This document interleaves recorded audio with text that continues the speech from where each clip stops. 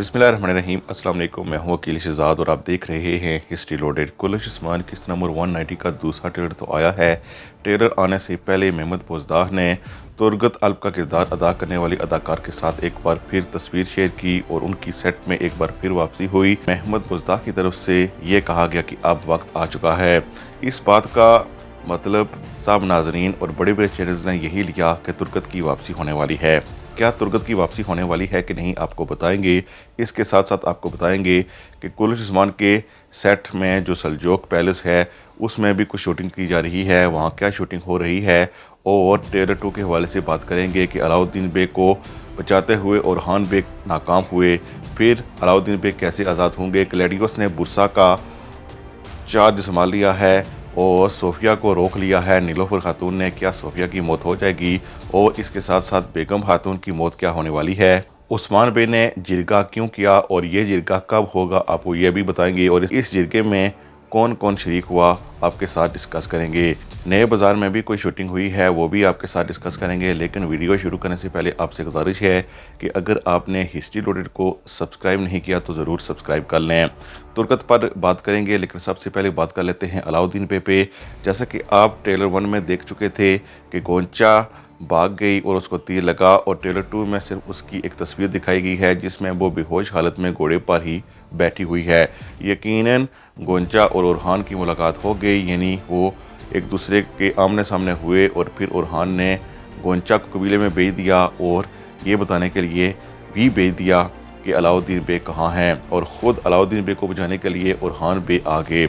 लेकिन ओरहान बे ज़ाहिर है अलाउद्दीन बे को यहाँ से बचाने में कामयाब तो हुए, लेकिन आधे रास्ते में फिर पकड़े गए और उनको पकड़कर फिर ओलो कुचार के सामने लाया गया, जैसा कि आप ट्रेलर में देख सकते हैं। इसके बाद ये होगा कि चूँकि गोंचा खातून को कबीले ले जाया जाएगा और गोंचा खातून कबीले में बाला खातून और उस्मान बे को बता देगी कि कुचार की करारगाह कहाँ है, इसलिए आप ट्रेलर में देख सकते हैं कि बड़े ही आराम से उस्मान बे ने उसकी जगह को ढूंढ लिया है और फिर वहां पर हमला करके ना सिर्फ अलाउद्दीन को बचा लिया है बल्कि इसके साथ साथ बहुत से मंगोलों को मारा भी है। इस लड़ाई के दौरान उस्मान बेग को अलीमा खातून ने एक मंगोल से बचाया भी है, और इसके साथ साथ आप ट्रेलर्स में देख सकते हैं कि बाला खातून भी लड़ते हुए नज़र आ रही हैं और ऐसा लगता है कि पूरा ख़ानदान ही अलाउद्दीन बेग को बचाने के लिए आ रहा है। लेकिन इस हवाले से हमारा तजिया पहले ये था कि ओरहान बे अलाउद्दीन बेग को बचा सकते हैं क्योंकि तारीख़ में वो काफ़ी पावरफुल और अच्छे मनसूबा साज थे। लेकिन कुलश उस्मान में अभी के लिए सिर्फ उस्मान बे के ही इर्द गिर्द कहानी को घुमाया जाता है, इसलिए ओरहान बे अलाउद्दीन बे को ना बचा सके। इससे पहले भी आप जानते हैं कि उस्मान बे जिस किसी को अपने नए फरीज़े के लिए भेजते हैं वो अक्सर आलफ हों, जरकुताई हों, बोरान वगैरह हों, ओरहान बे हों, वो नाकाम ही रहते हैं और फिर खुद जाते हैं तो वो कामयाब हो जाते हैं। हालांकि इससे ज़्यादा पावरफुल स्टोरी ये बन सकती है कि उस्मान बे के आसपास जितने भी शख्स हैं वो भी पावरफुल हैं और उस्मान बे उनसे भी ज़्यादा पावरफुल हैं।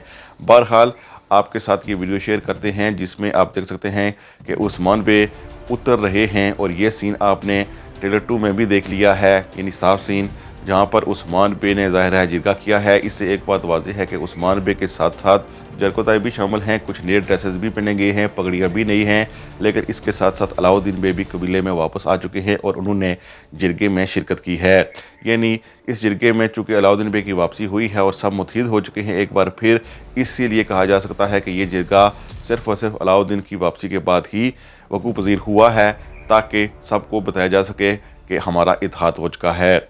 इसके साथ साथ ग्लैडियोस के हवाले से आप ट्रेलर 1 में जानते ही हैं कि अरिस्तों के साथ उसकी लड़ाई जारी थी, क्योंकि सोफिया तो कबीले में है, इसीलिए उसकी ये लड़ाई ज़ाहिर है बुरसा हासिल करने के लिए थी। और ट्रेलर 2 में आप देख सकते हैं ग्लैडियोस बुरसा की नशिस्त पर बर्जमान हो चुका है और उसने ये नशिस्त हासिल कर ली है सारे कत्लेआम के बाद, और अरिस्तो वहाँ से भाग गया है और सोफिया को बताने के लिए चला गया है।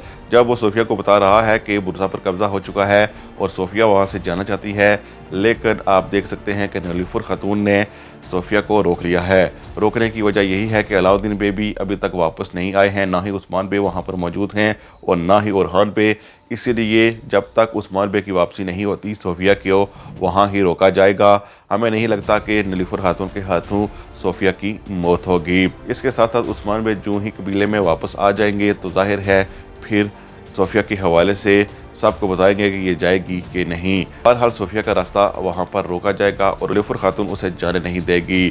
دوسری طرف اگر دیکھا جائے تو بیگم خاتون کا کردار کوئی خاص کردار اب رہا نہیں ہے، اس کی کوئی خاص ضرورت بھی نہیں ہے، صرف اس کے پاس ایک راز ہے کہ صوفیہ نے قتل کیا تھا الجیتو خان کی بیٹی اور نواسے کو۔ لیکن اگر وہ یہ راز بھی کسی کو بتا دیتی ہے، خاص کر کوچار کو، تو اس کے بعد ہمیں لگتا ہے کہ اس کا کردار بھی ختم ہو جائے گا اور اگلی ایپیسوڈ میں زیادہ امکان اسی بات کے ہیں کہ بیگم خاتون کو کسی سینیریو میں ڈال کر مار دیا جائے گا۔ دوسری طرف سلجوق پیلس کو ایک بار پھر سجایا گیا ہے اور اس پیلس میں شوٹنگ بھی جاری ہے، لیکن یہ شوٹنگ کو کولش زمان کی شوٹنگ نہیں ہے کہ محمد بوزداہ کی نئی سیریز کی شوٹنگ جاری ہے جس کا نام ٹیلز آف تھاؤزنڈز نائٹ ہے۔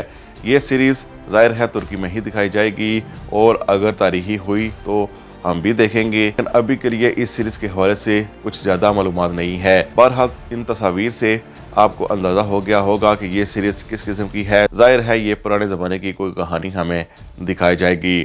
اس کے ساتھ ساتھ آخر میں بات کرتے چلیں ترگت الپ کی، جو کہ دلش ارتگل کے ترگت تھے، یعنی چنگیز جوشکن نے ایک بار پھر سیٹ میں اپنی آمد ظاہر کی ہے اور محمد بوزداہ نے کہا ہے کہ اب وقت آ گیا ہے۔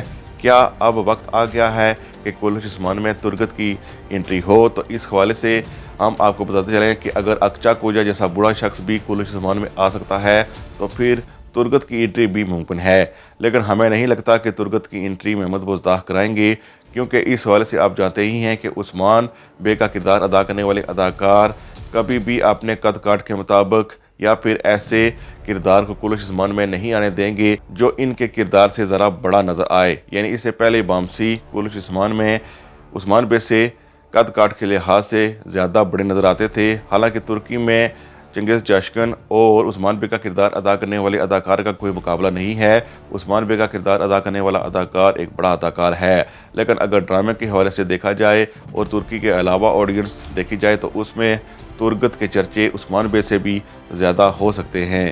اسی لیے محمد بوزداہ کبھی نہیں چاہیں گے کہ عثمان بے کا کردار ادا کرنے والا اداکار ناراض ہو، اسی لیے ہمیں لگتا ہے کہ سلجوق پیلس جو تھا پہلے، اس میں جو شوٹنگ جاری ہے اس کے لیے ترگت الپ کا کردار ادا کرنے والے اداکار کو لیا گیا ہے۔ زیادہ چانسز ہمیں اسی بات کے لگتے ہیں، ابھی کے لیے کنفرم تو نہیں ہے، لیکن سوشل میڈیا پر بڑے بڑے چینل یہ دعویٰ کر رہے تھے کہ کولش عثمان میں ترگت کی انٹری ممکن ہے، لیکن ہمیں اس حوالے سے ابھی نہیں لگتا۔ اگر ترگت کی انٹری کے چانسز کی بات کی جائے تو ہمیں لگتا ہے کہ اس کے چانسز صرف اور صرف 10% ہے۔